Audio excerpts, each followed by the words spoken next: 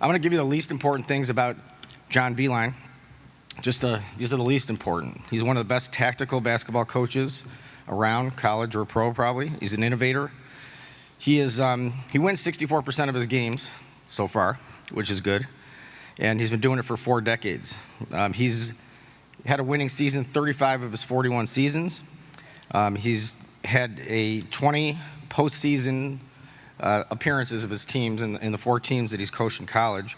13 of them have been in the NCAA, and he's the only coach, I believe, who's still coaching somewhere, or was still coaching in the college, who made it to the NCAA with 4 different schools.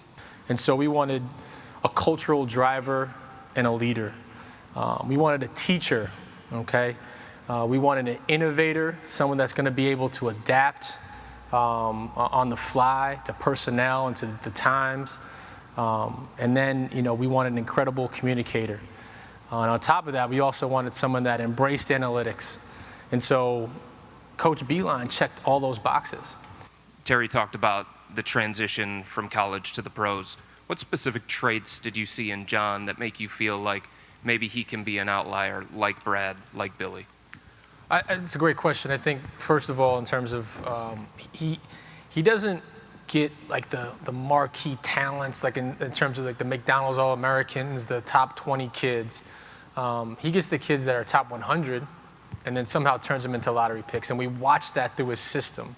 And so when we're talent evaluating, we're like, wow, that kid looks really skilled, smart, knows how to play, pass, dribble, drive, shoot. And out of his system, he develops these players to incredible levels, really. Karis LeVert was ranked 248 coming out of high school. And now look what Karis is doing. Same thing with Nick Stauskas. And so I think that translates. Just to give you a little bit of flavor of the person and how he is, we were at the lottery, as you know, Tuesday night, and we're sort of in the front row, and they're all up there. And when we got the 5th pick, you could see it on my face and Kobe's face. It was, John was sitting between us, and we're like, so we got, you try to cover it up, but it's real hard to get the 5th pick. We were sort of getting, if we stayed, we'd have the 2nd pick, and instantaneously he just looks at it both. He goes, "Come on, you guys, that's it. Let's go. 5th is good. We're good." And he saw my son Nick, who's here today. Where are you, Nick? Somewhere over here. Who's with us today with my other son Grant, but he saw that Nick was he goes, "Come on, first thing we're going to do, we're going to go up there after this thing, we're going to pick him up, we're going to talk about 5 when we get off when the lottery's over, and let's go." I mean, that's the kind of person he is, and people instantaneously are attracted to him, and I think his credibility goes without saying.